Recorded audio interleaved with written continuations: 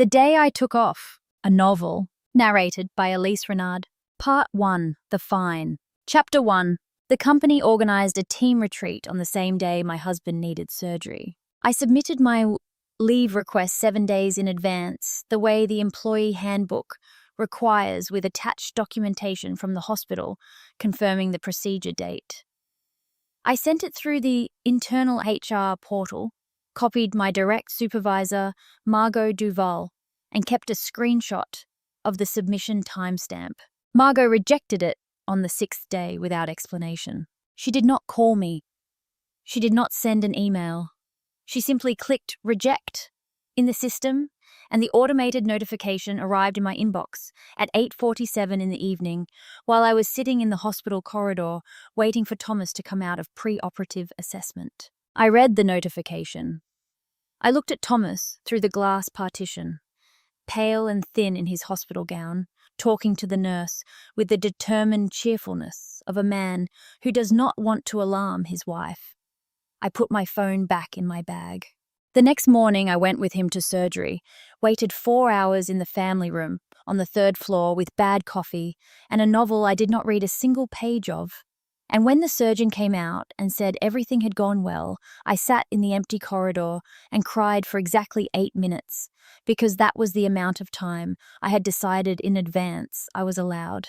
Then I washed my face, went home, changed, and went to the office retreat venue. I arrived 2 hours late. Margot Duval was waiting for me at the entrance of the conference center, with the expression she reserves for situations she has been rehearsing.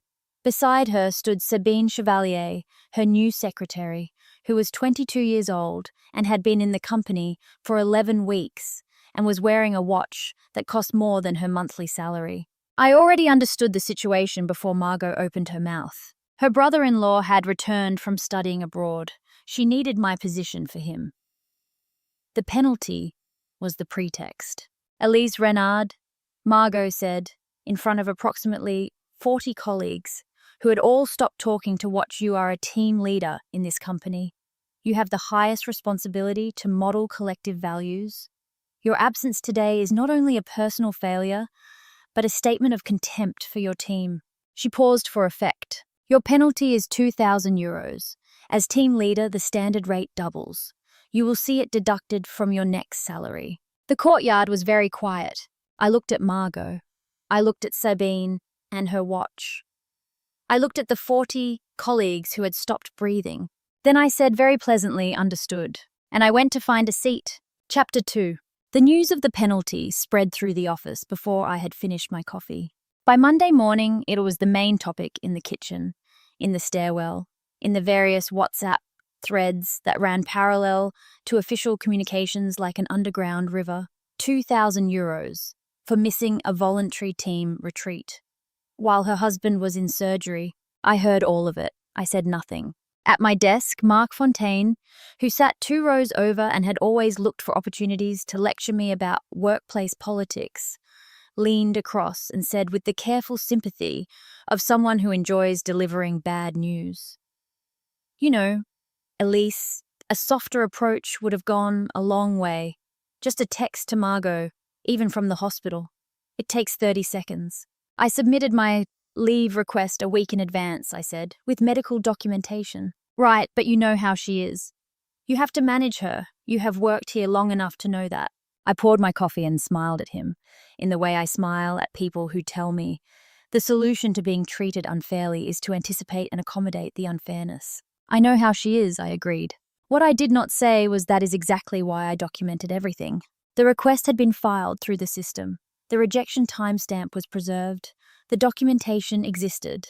I had copies of everything stored in 3 separate locations. I was not unprepared. I had not been unprepared for anything in this company for 2 years. Later that morning, Margot appeared beside my desk and told me in front of the open plan office that I was being relocated from my private office to the shared workstation area. "Your office is needed for the incoming design lead," she said. "Standard role adjustment." I looked at her. The incoming design lead, the brother-in-law from abroad. "I will need that in writing," I said. Sabine forwarded the written notification to the company group chat within 4 minutes. Margot had clearly been waiting for me to ask for it. I saved the notification picked up. My things moved to the shared area, opened my laptop and kept working. Chapter 3. His name was Edouard Duval. He arrived on a Wednesday, introduced by Sabine to the entire design floor, with the ceremony usually reserved for senior partners or visiting clients. Margot stood behind him with the expression of someone who has just placed a significant bet and is watching the wheels spin. Edouard was 26. He had done 2 semesters at a design school in London that I had quietly checked that morning and found to be a small private college with no notable alumni and accreditation that existed only in the loosest sense of the word. His portfolio, which Sabine had forwarded to the team with considerable fanfare, was technically competent and creatively inert. Our design department had 30 people. 28 of them had been hired on merit. Edouard made his first move within the hour. He walked to my workstation with the easy confidence of someone who has never had a door shut in his face and said loud enough for the surrounding desks to hear, "You are Elise Renard. I heard about you. You were team lead before." Before I confirmed, he nodded as though this was interesting information.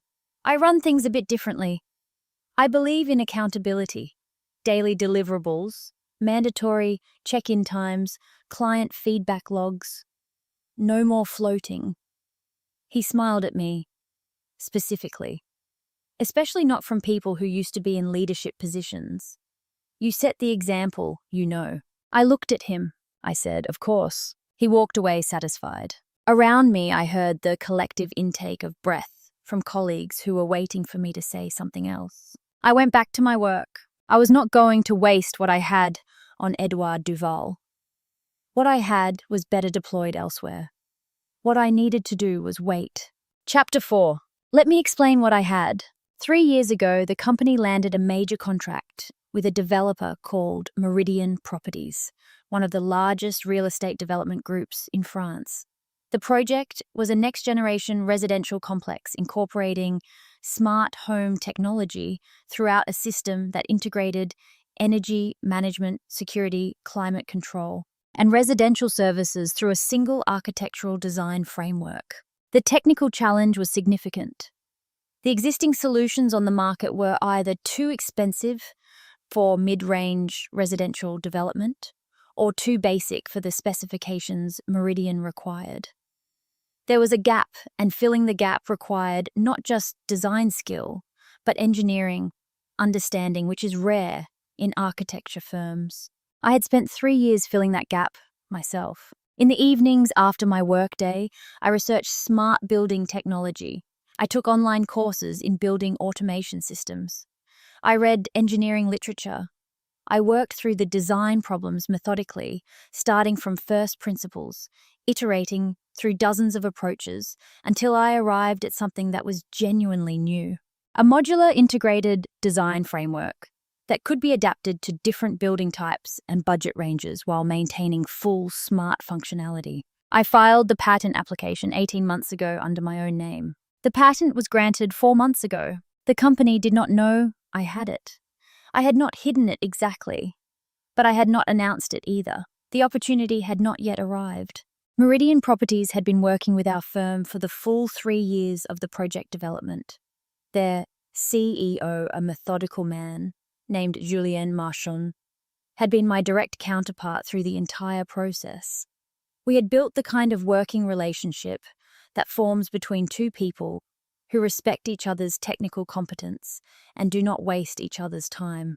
Julien Marchand was due to arrive at the office on Thursday for the final presentation of Phase 1. Margot had handed the presentation responsibilities to Edouard. I had been sent to deliver paper copies of preliminary drawings to a client site 40 minutes outside Paris. Chapter 5. The errand was designed to keep me out of the building. I understood this the moment Sabine appeared at my desk on Wednesday afternoon with the task. Physical delivery. Clients need the originals. You should go first thing Thursday. It will take most of the morning. I looked at the address. It was in the opposite direction from the office across the city, in a development area where the roads were always congested. The timing was exact. I would be unreachable during Julien Marchand's arrival, and the opening of the presentation meeting. Of course, I said. I will go first thing. I texted Lena Brandt. Lena sat 2 desks from me in the open plan area. She was the second best designer in the department after me, and she knew it without being unpleasant about it, which is a rarer quality than it sounds. We were not friends exactly. We were something more honest, genuine competitors who respected each other's skill. She had never helped me when it served her interests not to. She had also never pretended to be on my side when she was not. This made her more reliable than most of the people who called themselves my allies. I texted Julien, Marchand arrives Thursday, 10 a.m. You already know what the patent situation is. Whatever happens in that room, you know what it means. She texted back 3 minutes later, I know. I delivered the drawings on Thursday morning. The address was real, the client was real, and the errand was legitimate in every way, except its timing. I took my time. I let the client show me around the development. I answered his questions about the Phase 2 plans with the careful thoroughness of someone who has nothing pressing to return to. At 10:23, my phone showed 4 missed calls from Margot and 2 from Sabine. At 10:41, it showed a call from a number I did not recognize. At 11:15, I was sitting in a client kitchen, eating a very good piece of tarte au citron, when Lena texted, "The meeting is a disaster." Edouard used an expired design concept and a patent portfolio that apparently belongs to Meridian's own engineering team from 15 years ago. Marchand is not happy. Where are you? I texted back, enjoying the countryside. What is the biscuit situation? Her reply, not funny. Margot is trying to reach you. She sounds like she is about to cry. I filed a sick leave request through the system. All above board. Her you did not. I did. 9:52 a.m. documented. Her Elise. I see you Monday. I finished the tarte au citron. I called Thomas, who was recovering well, at home with his sister for company, and a stack of novels he had been meaning to read for a year. I told him I would be home by 6 and asked whether he wanted me to stop for anything. He said, "Get the good bread from the place on Rue Claire." I got the good bread. Chapter 6. The story of what happened in that meeting room on Thursday reached me in pieces over the following 3 days. Lena texted updates with the precision of someone filing a field report. Margot sent increasingly formal messages that I acknowledged but did not act on. Sabine tried to call twice. I let them both go to voicemail and noted the timestamps for the record. This is what happened. Julien Marchand arrived with his technical director and 2 members of his legal team, which was unusual. The presence of legal was not something Margot or Edouard had noted from the meeting confirmation and had not prepared for. This was itself a signal Edouard had missed. Edouard presented for 35 minutes. Lena, who was in the meeting in her capacity as project coordinator, said the presentation was technically adequate, in the way that a meal can be technically adequate without being edible. The design concepts were derivative. The specifications were generic. The cost modeling was optimistic in the way that cost modeling prepared by someone who has never managed a live project is always optimistic. But the real problem arrived when Edouard presented the patent documentation. He had sourced it from somewhere. Lena did not know where, and later investigations suggested that the sum Margot had given him for the purpose had been significant and had arrived at its destination with the diminishment that sometimes occurs when money passes through Sabine's administration. What Edouard had obtained was a set of patents that were, as Julien Marchand recognized within 4 minutes, the intellectual property of Meridian Properties' own engineering subsidiary. Edouard had brought Julien Marchand's own patents into a meeting with Julien Marchand and presented them as proprietary innovation. Julien Marchand sat through the rest of the presentation without expression. At the end, he said in the tone of a man who charges by consequence rather than by word, "I see." And the smart integration framework. Who developed it? Edouard said, "Our senior design team." Julien Marchand said, "Which member specifically?" Edouard looked at Margot. Margot looked at the table. Lena said from the corner of the room where she had been sitting quietly. That would be Elise Renard, who is not in the building today. The room went very quiet. Julien Marchand gathered his papers and stood up. He said, "Please tell Ms. Renard to call me. My people will not come back to this table for any project that does not involve her directly. Good day." He left. The legal team left. The technical director paused at the door and looked at Edouard for one long, expressionless moment before following. Lena texted me all of this in installments with the dry efficiency of a journalist. I read each message, noted the details, and kept my phone face down on the kitchen table where Thomas could not see it and start worrying. Part 2, The Reckoning.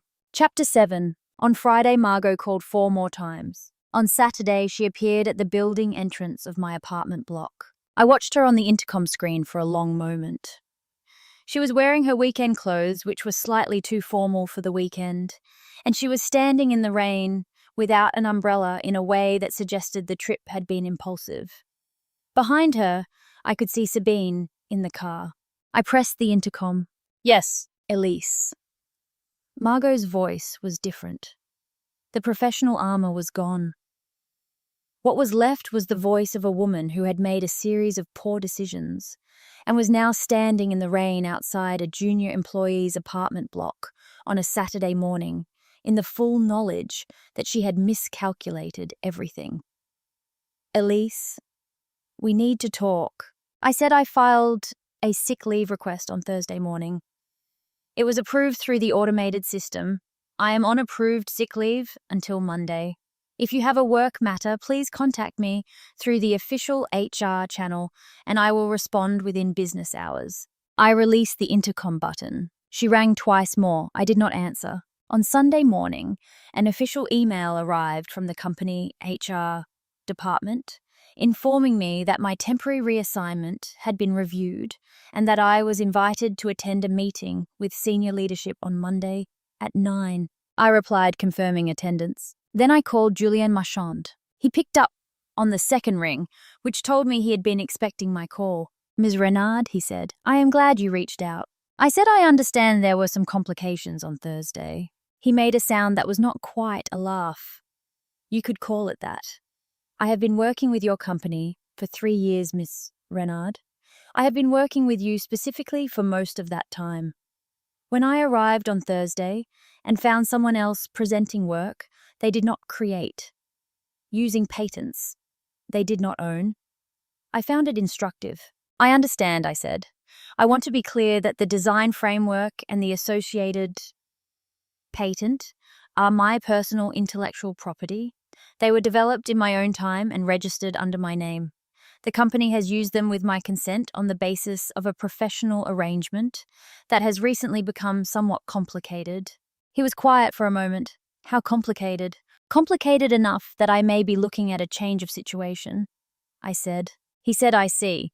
And if your situation changes, what happens to the patent?" I said, "It comes with me." Another silence. He was a man who valued precision and was measuring his words.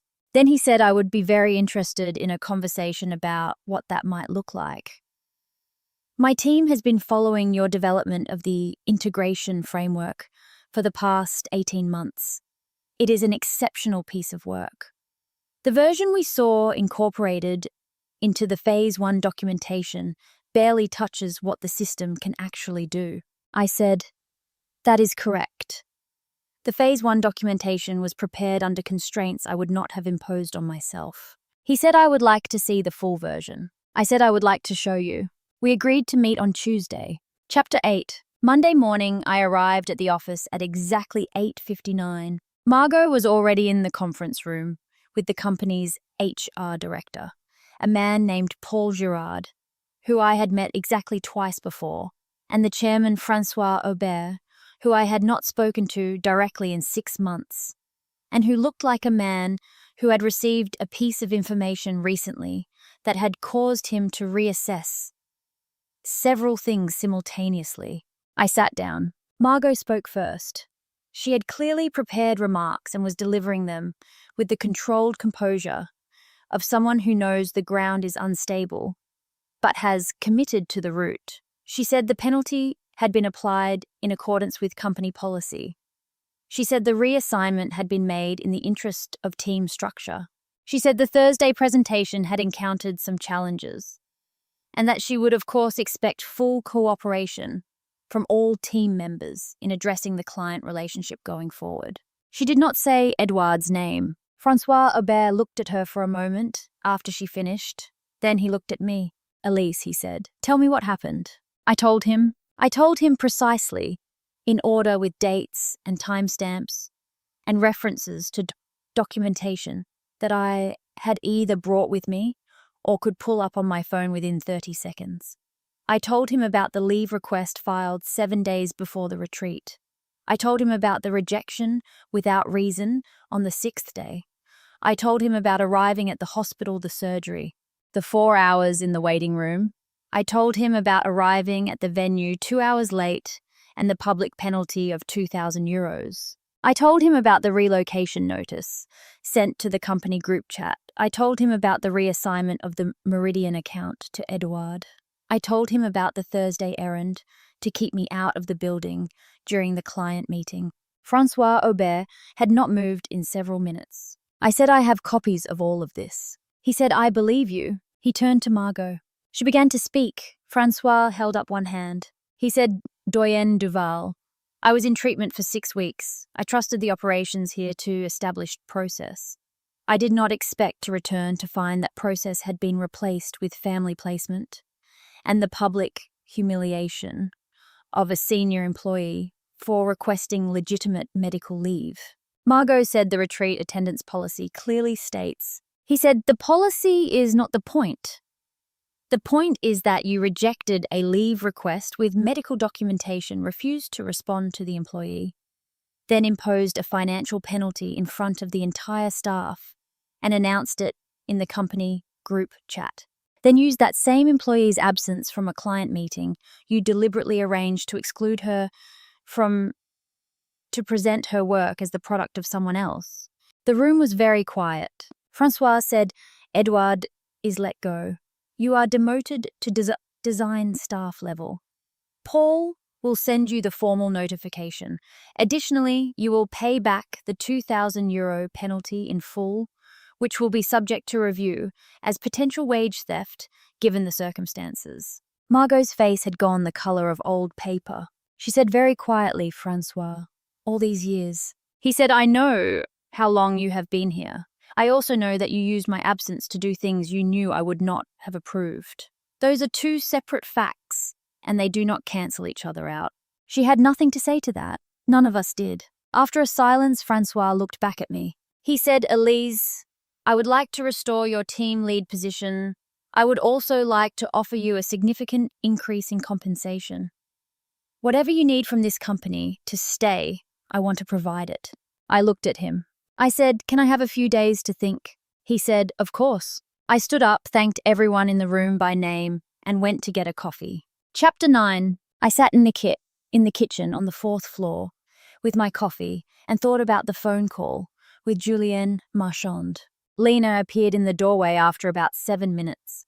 She poured herself a coffee and came to stand next to me. Quite a morning, she said. I nodded. She said, what are you going to do? I said, I am not sure yet. She looked at me sideways.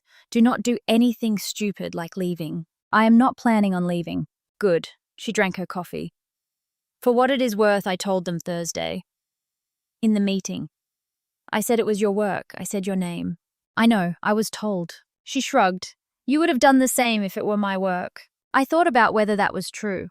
I decided it was. I said Julienne Marchand wants to see the full framework. She went still. The complete version, I said. Not the phase 1 subset. Everything. She said very carefully, how far along is the complete version? Far enough. She looked at her coffee for a moment. Then she said, if you are going to present it, you are going to need someone to handle the structural integration documentation.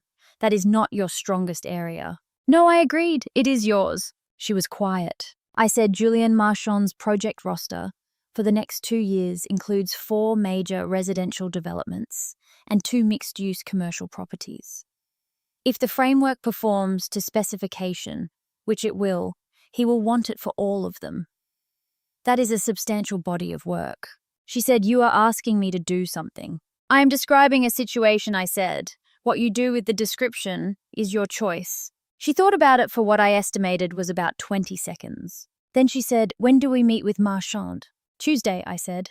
She said, "I have a dentist appointment Tuesday morning." I said, "Reschedule it." She made a face but did not argue. Part 3, the patent. Chapter 10. I need to explain the patent properly because it is the center of everything that follows. Smart building technology had been developing for years before I became interested in it, but the development had proceeded along two separate tracks that had never been properly reconciled. On one side were the technology companies, building systems that were technically sophisticated, but architecturally ignorant. Systems designed by engineers who understood software and sensors, but had no understanding of how buildings actually work or how people actually live in them.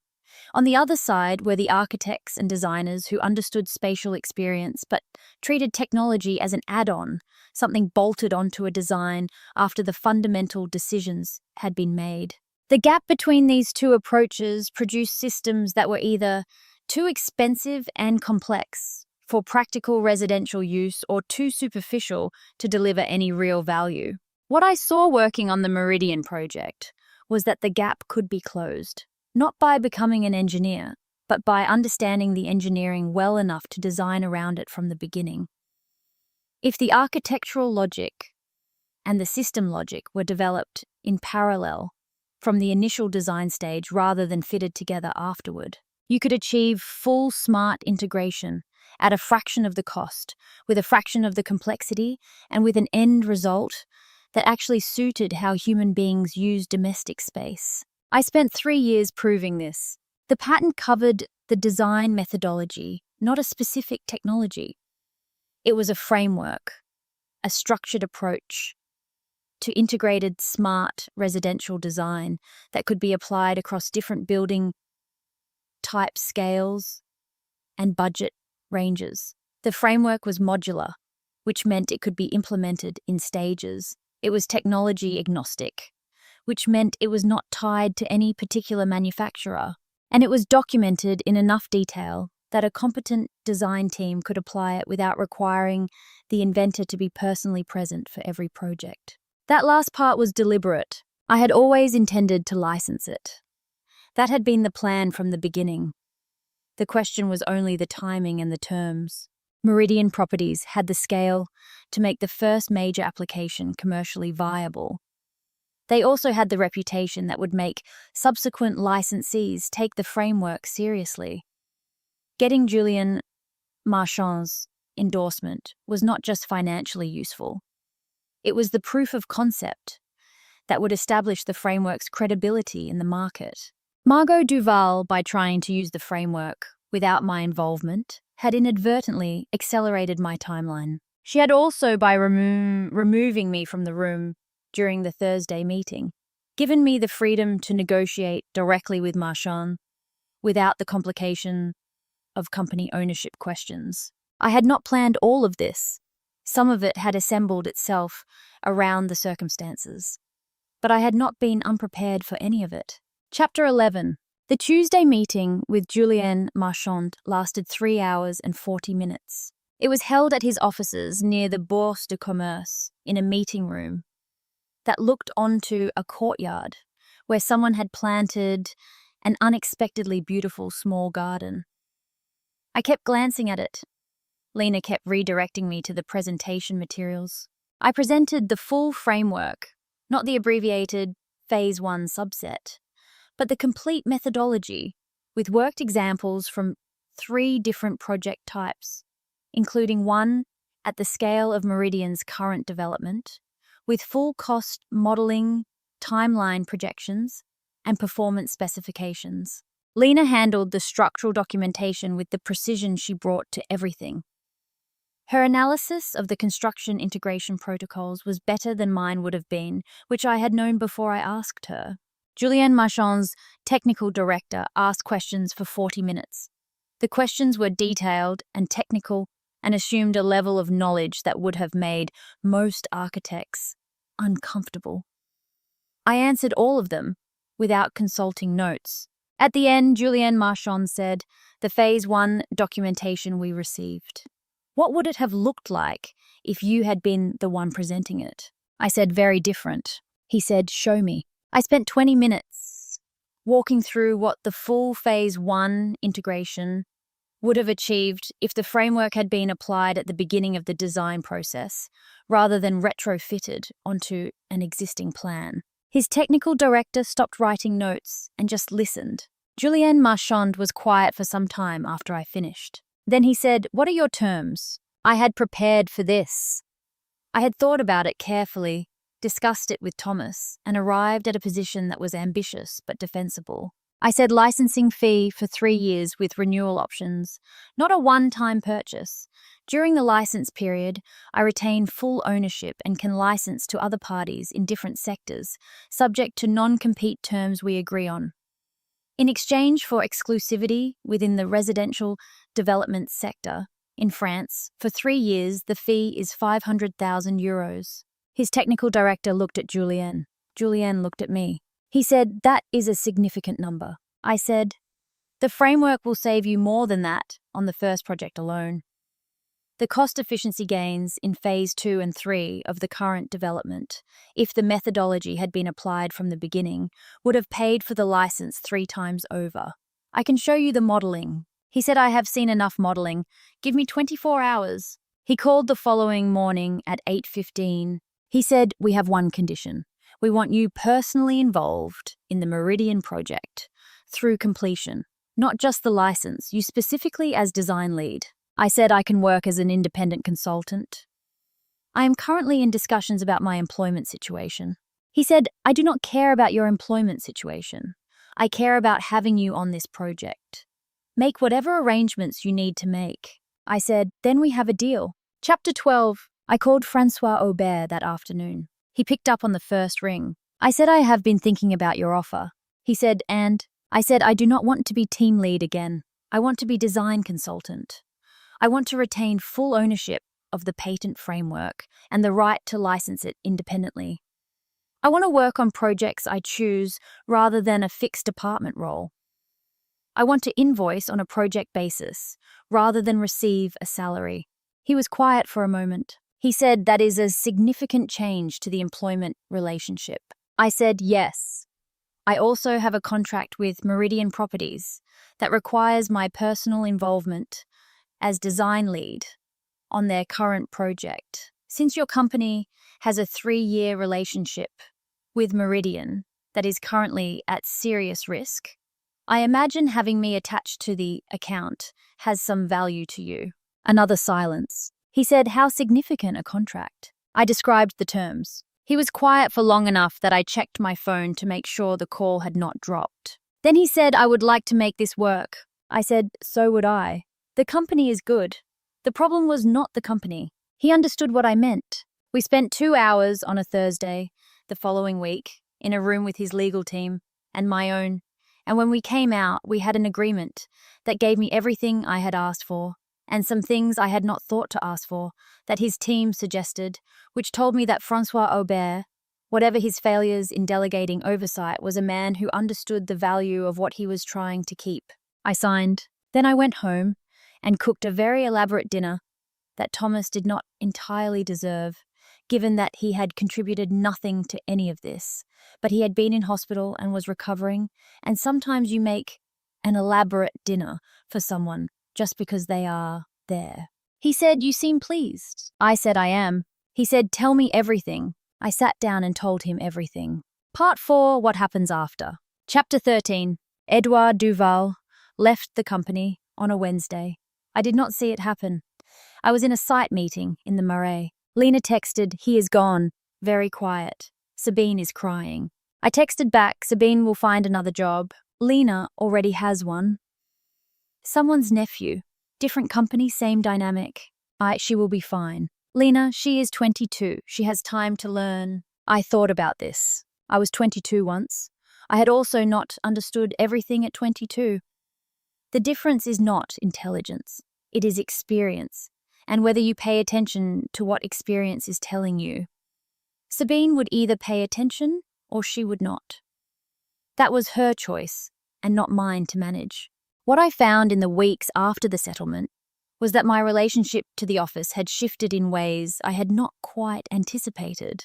As team lead, I had been responsible for 30 people, for deadlines, for client relationships, for internal politics, for the kind of management that requires you to be available to everyone and therefore fully available to no one. I had been good at it.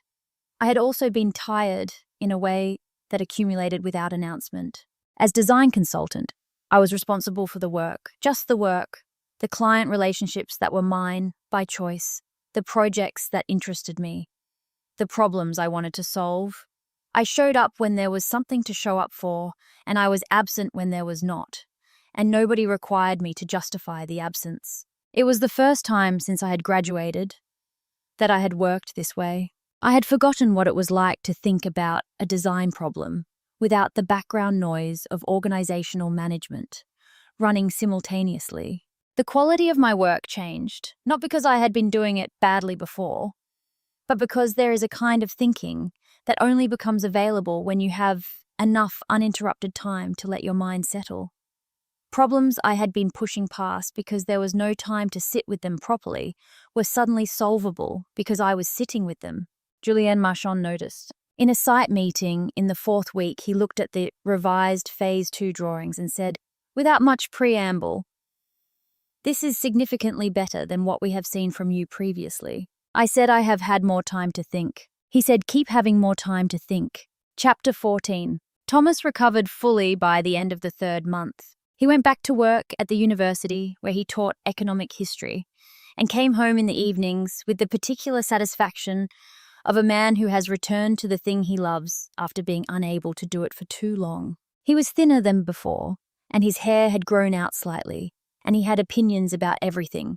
He had read during recovery that he wanted to share at considerable length. I sat across from him at dinner for 3 months straight and let him talk, and found that I did not mind, which surprised me because I am not always a patient listener. He noticed. He said one evening, "You are different lately." I said, "Different how?" He thought about it.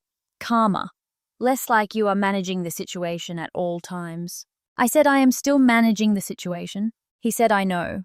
But it looks less like defense now, more like interest." I thought about that. He was right, more or less. For most of my professional life, I had worked in a state of managed vigilance, always tracking the variables, always aware of the positions around me and what they meant. It was not paranoia, it was accuracy. The positions around me had been worth tracking. What had changed was not that the vigilance was gone, it was that the vigilance was now being applied to things that were worth the energy, the work itself, the client relationship, the next stage of the framework development. Problems I had chosen, not problems that had been imposed. Thomas said, "I want to take you somewhere in the autumn, somewhere you have never been." I said, "Where?" He said, "Somewhere that has nothing to do with work." I said, "Everything has something to do with work." He laughed. "This is what I mean." Chapter 15. Lena and I took the consultancy contract to Meridian's development site on a Thursday in June. The site was a large plot north of Paris, 240 apartments, across 3 buildings at different stages of completion. The smart integration infrastructure was being installed in Building A while Buildings B and C were still in the structural phase, which meant we could document the installation process in real time and use what we learnt to refine the methodology for the remaining buildings. This was the kind of applied research I had not had time for in the office environment. Being on site, watching the contractors work with the specifications, identifying the places where the theory met the reality and needed adjustment, was generating improvements to the framework that I could not have developed at a desk. Lena was taking notes with the focused intensity of someone who has found the right problem. She said on the second day, while we were standing in a half-finished kitchen watching a contractor wrestle with a sensor housing, "This changes several things about the integration sequencing." I said, "I know." She said, "The current methodology assumes the wiring follows the architectural sequence. It does not." I said, "It does not in this construction context." Different builders work differently. We need a conditional protocol. She said, I can draft it by Friday. I said, I know you can. She looked at me. We should think about what this becomes. I said, what do you mean? She said, the patent, the framework, the meridian application is the first, but it is not the last. You have been working alone on this for 3 years. You cannot scale it alone. I had thought about this. I said, I know. She said, I am not suggesting anything. I am making an observation. I said, you are suggesting something. She made a face that was almost a smile. I am leaving it on the table. I let it sit there. Chapter 16. The conversation with Francois Aubert happened in August. He asked to meet for coffee, which was unusual enough that I knew it was not routine. We met at a place near his office, a quiet brasserie, with marble tables and old light, the kind of place that discourages hurry.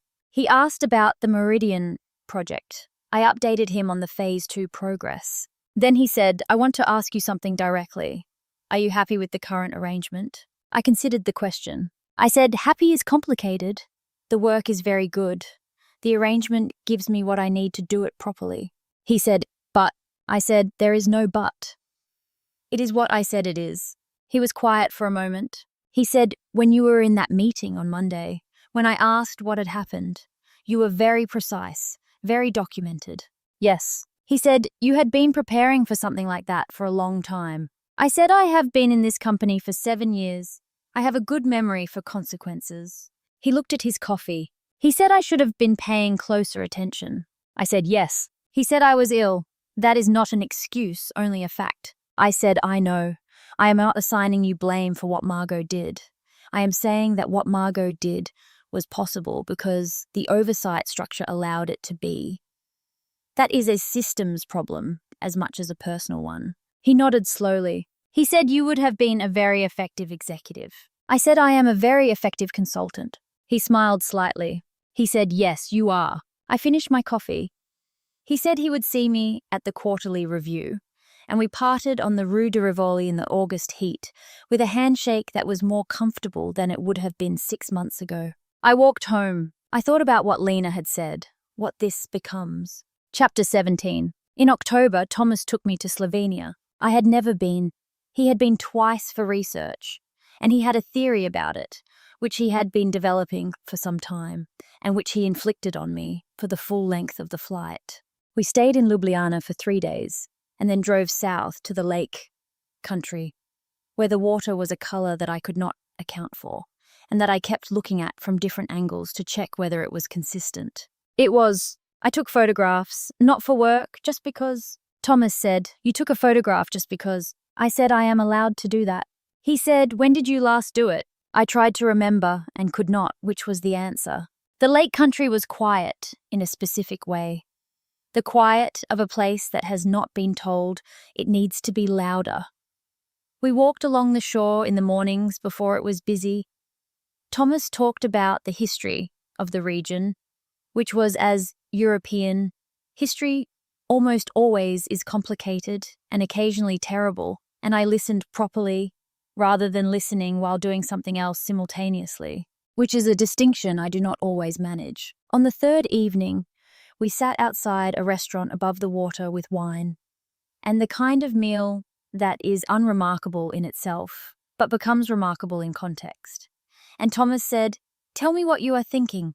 I said I am thinking about whether the framework needs a third-party certification system. He said I meant about being here. I said I know you did. He waited.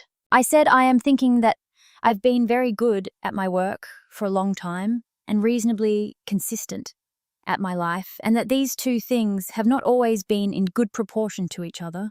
He said, that seems right. I said, and that the balance has been shifting. He said, in which direction? I said, the right one, I think. He said, good.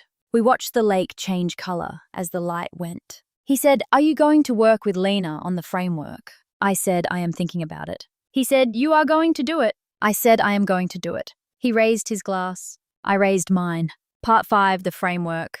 Chapter 18. The thing about building something real is that it takes longer than you plan for and costs more than you estimate. And at some point in the middle of it, You look around at what exists so far, and it looks nothing like what you imagined, and you have to decide whether to abandon it or trust the process. I had been here before, 3 times in the design of the framework itself, once with the Meridian contract, once in the meeting with Francois Aubert. Each time the answer had been to trust the process. Not because the process was infallible, because the alternative was to stop, and stopping had never produced anything worth stopping for. Lena and I formalized a partnership in November. We kept it simple. She retained her position at the firm, as did I, in the consultancy capacity. Together we formed a separate entity that held the licensing rights to the framework and managed the business development around it. I owned the patent. She held a revenue share based on the body of work she contributed.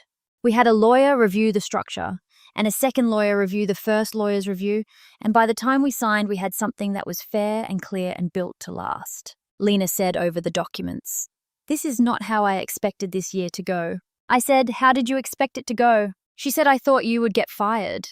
I thought Edouard Duval would last 18 months, damage the department irreparably, and then leave. I thought Margot would survive it somehow. She usually does." I said, "She did not survive it." Lena said, "No, she did not." She picked up her pen. She said, "You knew from the beginning what the penalty was about." I said I had suspicions. She said, "But you documented everything." I said, "I always document everything." She said, "Most people do not." I said, "Most people are not paying close enough attention." She signed. I signed. The lawyer witnessed. We went for dinner at a bistro 3 streets away, where we drank too much wine and argued pleasantly about the structural integration protocol, until the table next to us looked at us with the expressions of people who had not expected to spend their evening adjacent to a technical debate, and then we laughed and switched to talking about other things. At some point in the evening, Lena said, "I was not on your side before, you know that." I said, "I know." She said, "I was competitive with you. I would not have helped you if it had cost me something." I said, "I know that too." She said, "But I also never actively worked against you." I said, "No, you did not." She said, "I think there is a difference between those things." I said, "There is a significant difference. It is actually the most important difference." She thought about this. She said, "The people who smiled at you in the corridor and then watched while Margot demolished you." I said, "Yes." She said, "There are a lot of those people in every office." I said, "In every context." She said, "What do you do about them?" I said, "Nothing specific. You learn to see them clearly. You do not mistake their neutrality for loyalty or their smiling for support. You keep going in the direction that matters, and you do not depend on them." She said, "That sounds lonely." I said, "It was for a while. Less now." She said, "Why less now?" I looked at her across the table. She said, "Right. Because of this." I said, "Because of this." She raised her glass. Chapter 19. The Meridian project completed on schedule in March. This is rarer than it sounds. Development projects of that scale and complexity routinely run over time and over budget. The fact that the Phase 3 handover happened on the contracted date was noted by Julien Marchand in his completion report, with the specificity that people who pay attention to details reserve for things that actually exceed their expectations. The smart integration performed at specification across all 3 buildings. The building management data showed energy efficiency gains of 22% against the projected baseline, which was 4 points above what the model had predicted. The residents who moved into Building A before the other phases completed were surveyed after 90 days. The satisfaction scores for the technology integration were higher than for any other residential project in Meridian's portfolio. Julien Marchand called me on the day of the handover. He said, "I have been in this business for 24 years. I have never had a project come in on time and exceed its performance targets." I said, "The framework is designed so that the targets can be set accurately." Most underperformance in smart integration comes from setting targets based on laboratory conditions, and then wondering why the real-world results are different. He said, "I know, that is what I am saying. Someone finally understood that." He paused. He said, "The license period is 3 years.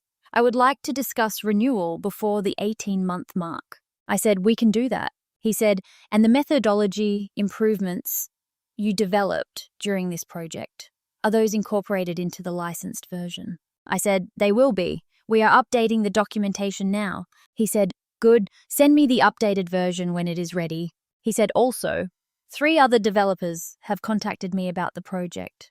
They want to know who the design lead was. I said, I know. They have already called. He said, are you taking new clients? I said, I am selective. He said, good, you should be. Chapter 20, Margot Duval. I heard about her from Lena, who continued to be the department's most reliable information source on matters she considered professionally relevant. The demotion had been effective immediately. She had spent 3 months working as a design staff member in the department she had previously run, which was a particular kind of professional experience that I did not envy and did not comment on. After 3 months, she had left the company. She was not as far as anyone had heard in the industry. Her husband was a business partner of the company, and that relationship had been strained by what happened to the point where Lena understood the partnership had been renegotiated on different terms. Edouard, the brother-in-law, had eventually found a position with a small design agency in Lyon. His work there was unremarkable, which was probably the best outcome available to him given the circumstances of his departure from Paris. Sabine had moved to a different firm and was, by all accounts, doing adequately. She was 22 and had time to learn. Whether she was learning was not information I had. I did not spend much time thinking about any of them, not out of coldness. It was simply that they had been part of a period of my professional life that was over. And the period that was over did not require much of my attention. The energy that had previously been devoted to managing around Margot and her dynamics was now available for other things. I spent it on other things. Chapter 21. In the summer, we hired a third person. Her name was Camille Rousseau, and she had been at a practice in Lyon for 4 years and had found them in the job posting. We circulated through the professional network, which was not a public posting because we were not a public company and did not require public volume, only the right person. She had worked on 2 projects with smart home components and had, in both cases, identified problems with the standard approach and proposed solutions that were independently in the direction of the framework without having seen the framework. When I interviewed her, I showed her the methodology, documentation, and watched her read it. She read 20 pages in 15 minutes and then looked up and said, the sequencing logic on page 12. It assumes a standard European wiring configuration, but in pre-war buildings you get non-standard configurations at the junction level that invalidate this step. I said yes. She said, do you have a variant protocol for pre-war buildings? I said, not yet. She said, I have been thinking about this for 2 years. I have some notes.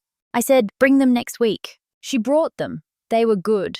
Lena hired her on Friday, Camille said in her first week without particular preamble. Why did the 2 of you not do this years ago? Lena looked at me. I said timing. Camille said, what changed? I said someone tried to take something that was not theirs. It clarified what was actually mine. She thought about this. She said that is an expensive way to reach a conclusion. I said most important conclusions are. She went back to her work. Chapter 22. A year after the Monday morning meeting with François Aubert, I was invited to speak at a conference on sustainable residential design at the Cité de l'Architecture et du Patrimoine. I said yes, which was not something I would have done a year earlier. A year earlier, I would have been too busy managing the department to prepare something worth saying at a conference, and I would have submitted a talk that was competent and forgettable. Or I would have declined on the grounds of workload. Now I had something specific to say. The talk was about the gap, the structural gap between architectural design practice and smart technology implementation, why it existed, what it cost, and what closing it looked like in practice. I used the Meridian project as the worked example without disclosing the client by name, because that was the agreement. But the technical detail was specific enough that people in the room could see it was not theoretical. I spoke for 40 minutes. The questions afterward lasted another hour. 3 developers approached me afterward with business cards. 2 academics asked about research collaboration. 1 journalist from a trade publication asked for an interview that I declined on grounds that I had said everything I had to say in the talk, and a printed version was already available on our company website. Lena was in the audience. Afterwards, standing outside in the afternoon light, with the Trocadero behind us, she said I would not have said it that way. I said, "How would you have said it?" She thought about it, less personally, more technically. I said, "Yes, that is why you did not give the talk." She laughed. She said, "What is next?" I said, "There is an inquiry from a developer in Berlin. Mixed use. Interesting structural constraints." She said Berlin. I said, "Probably 6 weeks of site work." She said, "Camille speaks German." I said, "I know." We walked toward the metro. She said, "You seem satisfied." I said, "I am satisfied." She said, "Good." We went down into the metro and separated at the junction toward our respective lines. And I stood on the platform waiting for my train and thought about the word satisfied and whether it was accurate. It was "I decided." Not content, which implies arrival. Satisfied, which implies that the work is delivering what work is supposed to deliver. I had always known what I was building. The interruption had changed the timeline, but not the direction. The direction had always been clear. Part 6, What I Know Now. Chapter 23. This is what I understand now that I did not understand in the same way before. The penalty was real. €2,000 announced in a company group chat that included senior leadership deducted from my salary, deployed as a public signal of my reduced position. That was real, and it was wrong, and the documentation I kept was kept, because I knew it was wrong and wanted evidence of the wrong thing. But the penalty was also information. When an organization does something unjust and does it publicly, it is telling you something about itself that it might not say any other way. It is telling you where the power actually sits, how that power understands its relationship to the people below it, and what the organization is willing to sacrifice to maintain the current arrangement. I had worked at the company for 7 years. I had known for most of those 7 years that Margot Duval's management style was what it was. I had navigated around it. I had documented and protected and stayed alert. I had been good at all of that. What I had not done was ask whether the navigation was the right use of my attention. The penalty forced the question. When you have to choose between accepting an injustice and acting on it, you learn something about what you are actually willing to do. I had always known, theoretically, that I had options. The patent existed. The client relationship existed. The capabilities existed. But having options in theory and being willing to exercise them in practice are different things. And the difference is usually fear. I was afraid of losing the structure, even a structure that was imperfect, that required constant navigation, that was expending my energy on the management of other people's agendas rather than on the work itself. I was afraid of the alternative because the alternative was uncertain. The penalty made the structure cost too much to keep. That is sometimes what it takes. I do not recommend it as a method. It is expensive and painful, and I was lucky in specific ways that another person in similar circumstances might not be. The patent was mine because I had filed it myself. The client relationship was mine because I had built it myself over 3 years of consistent work. The documentation existed because I have always been someone who documents things. These are not accidents. They are choices made over time that happen to matter when they were needed. You do not always know in advance which choices will matter. You make the choices that seem right at the time, and you keep the documentation, and you trust that what you are building has value. And then you find out. Chapter 24. Thomas, 2 years after the surgery, is running again. He started in February, tentatively short distances around the neighborhood, and by May he was running 5 kilometers 3 times a week, with the expression of someone who has been given something back they had thought was gone. I run with him sometimes, not every time, because my relationship to running is more transactional than his. He finds it something like joy. I find it something like useful. We are different in this way, and in other ways, and the differences have not diminished over time, which I think is the correct outcome. Being married to someone who is very, you can be comfortable. Being married to someone who is genuinely different and who engages with the difference as information rather than friction is, I have found, more interesting. He reads my work when I ask him to, which is not often, and gives me feedback that is more useful than most professional feedback, because he is not invested in any of the choices I have already made and therefore sees what is actually there rather than what I intended. He also asks me questions that I find difficult to answer, which is its own kind of useful. He asked one evening in the autumn, "Do you regret that it took so long?" I said, "To get here." He said, "To be working the way you are working now, on the things you want to work on, with people you chose." I thought about it seriously. I said no. He said, "Why not?" I said, "Because the framework would not be what it is without the 3 years of trying to solve the problem under the constraints of the company structure. Some of the most important refinements came from working with limited time and resources. Ideal conditions often produce theoretical elegance. Constrained conditions produce things that actually work." He said, "That sounds like a rationalization." I said it might be, but I also believe it. He said, "What would you tell yourself 10 years ago?" I said, "Document everything. Build the thing you are building, regardless of whether the current context wants you to build it. Stay in the places that have enough in them to be worth staying in, but know in advance where the line is." He said, "And when they cross the line?" I said, "Move." He said, "Did you always know you would?" I said, "No, I needed the penalty for that." He nodded slowly. He said, "I am sorry it happened." I said, "I know, it was also necessary." He said, "I know." We were quiet for a while. He said, "I am glad you were in the building that morning at the hospital." I said I was always going to be in the building. He said, "I know." He said, "But I am glad anyway." I looked at him. He had been through something difficult and had come through it, and I had been beside him for it. And the fact of that had changed something in me that I did not have precise language for, but could feel when I thought about it. I said, "So am I."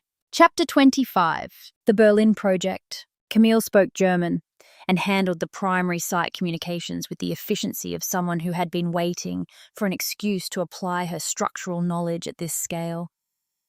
Lena flew out for the first week and the final 2 weeks. I was there for 6 weeks total, which was longer than estimated, which is always the way. Berlin in winter is a particular kind of cold, very horizontal, very honest about itself. The development was a mixed-use block in a former industrial district, the kind of building that had been something else for 100 years and was being asked to become something else again. Pre-war structure on the lower floors, post-war additions in the middle, new construction on the top 3 floors, and all of it requiring a different approach to the integration framework. This was the real application of the pre-war variant protocol that Camille had been developing.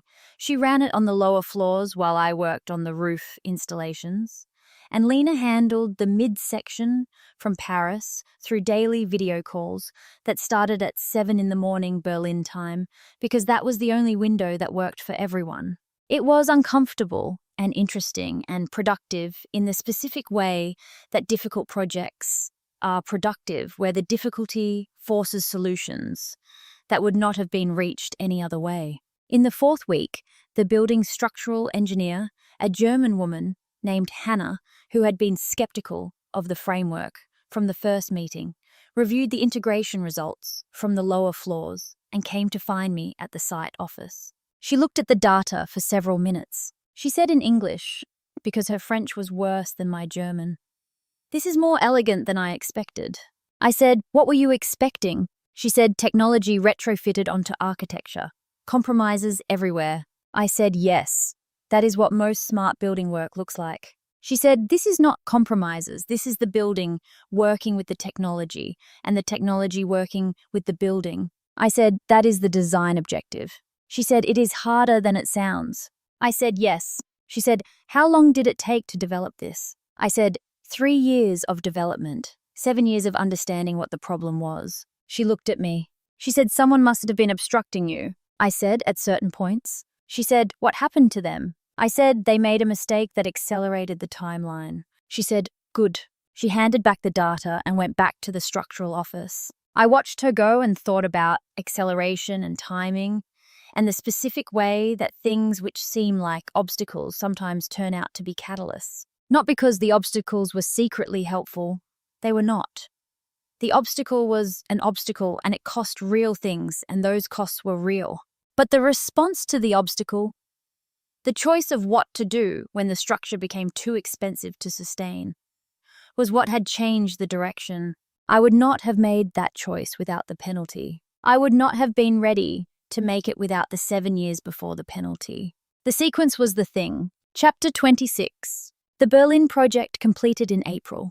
We celebrated with dinner at a restaurant near the site that Hannah recommended, which turned out to be extremely good, the kind of meal that justifies the city that produced it. Hannah came. Julien Marchand flew in for the handover. Lena brought her husband, who taught literature at a university in Paris and had no opinions about smart building technology and was therefore excellent dinner company. Thomas came from Paris on the train. We were 9 people at a long table, and we talked for 3 hours and drank a considerable amount of wine, and the conversation moved through 4 languages without anyone appearing to find this unusual. At some point, Julien Marchand said to the table, generally, I have been involved in construction projects for more than 2 decades. I have never had a project complete ahead of schedule. This one was 4 days ahead. Hannah said, the integration framework makes the sequencing predictable. When the sequencing is predictable, the schedule is predictable. Julien said, this seems obvious. Hannah said, most things that seem obvious are not obvious until someone makes them obvious. Lena said to me quietly, that is the most German sentence I have ever heard. I said, she is right though. Lena said, she is completely right. Thomas raised his glass. He said, to making obvious things obvious. We drank to that. Chapter 27, What Remains. I am telling this story in the present tense of having told it, which is to say, from a position in which the outcome is known and the telling is a matter of choosing what to include. I have tried to include the parts that are true. The penalty was 2,000 euros. It was wrong. I documented it, and eventually the documentation mattered. But I want to be clear that documentation alone does not correct injustice. Documentation plus leverage plus timing does. I had all 3, and that is not purely meritocratic. I had the patent because I had spent 3 years building it. I had the leverage because of the Meridian relationship, which I had built over the same 3 years. I had the timing because someone made a mistake at exactly the moment when the mistake was most costly to them. If the timing had been different, I might still be in the same department, doing the same management I was tired of. That is true, and it is worth saying. What I can say more confidently is that the preparation was not lucky. The preparation was the result of decisions made over a long period, with no guarantee they would matter. Developing the framework in the evenings after work when I was already tired, and already managing 30 people, and already handling a husband's illness was not comfortable. Filing the patent quietly, without announcing it, was a risk that would have looked like deception if it had gone wrong. Keeping documentation of every professional interaction with the care of someone who knows it might one day be needed is exhausting and slightly paranoid looking from the outside. These were choices. They were not particularly heroic choices. They were the choices of someone paying attention to what was around them and taking it seriously. Lena takes it seriously. Camille takes it seriously. The people worth working with in my experience are the people who take their work seriously, as a discipline, not as a performance, not as a vehicle for something else. Thomas takes his work seriously in this way.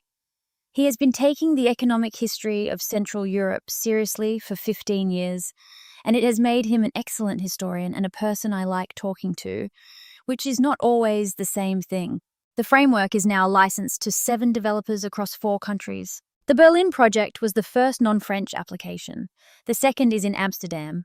The third is in Vienna, Each new application generates refinements to the methodology, which improve every subsequent application, which is the kind of compounding return that only happens if you are working on something real. I am working on something real. This is what I know.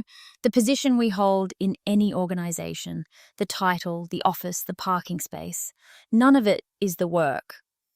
The work is the work.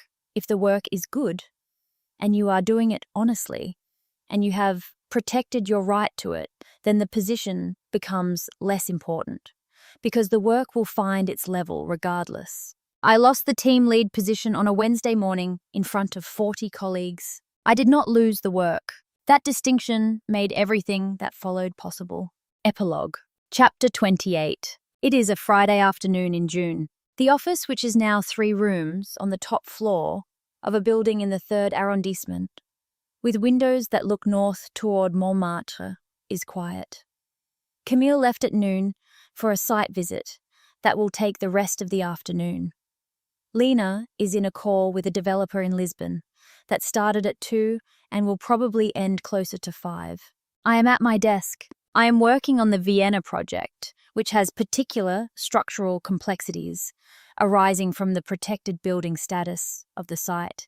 And I am in the part of the work that I find most satisfying, which is the moment when a problem that has been resisting simplification finally yields, and the solution reveals itself as something that was always available, but required the right angle of approach. This is happening with a junction configuration on the 4th floor. I can see it now. I draw it. I annotate it. I send it to Camille's phone, so she will have it when she comes back. Thomas is picking me up at 6. We are going to dinner with Lena and her husband, and a developer from the Amsterdam project, who is visiting Paris, and who Thomas has somehow never met, which seems like an oversight. After dinner, Thomas wants to walk by the river. I told him it would be cold. He said, "Bring a coat." I said I will bring a coat. The light through the north-facing windows is the long afternoon light of June. In Paris, which is different from the light in any other month, because the angle is different and the quality of it is different, softer and more horizontal, and it falls across the drawings on my desk and makes everything on the desk look briefly like it is worth more than it is. I look at it for a moment. Then I go back to the junction configuration on the 4th floor. There is more work to do. There is always more work to do. That is not a complaint. That is the point. The end. A note from the author. Elise Renard documents everything. This is the habit of a person who learned early that what is witnessed without record becomes whatever the more powerful person says it is. She also builds things slowly and privately, and with the patience of someone who understands that the value of a thing is not the same as its current recognition. The patent existed before anyone else in the company knew it existed. The client relationship was real before anyone thought to threaten it. This is not a story about talent defeating injustice. Talent alone does not defeat injustice. It is a story about preparation meeting circumstance, which is how most things that matter actually happen. The €2,000 penalty was wrong. It was also in the way of things that are wrong at exactly the right moment, the thing that changed everything. Elise did not need it to tell her what she was capable of. She already knew that. She needed it to tell her what she was willing to do.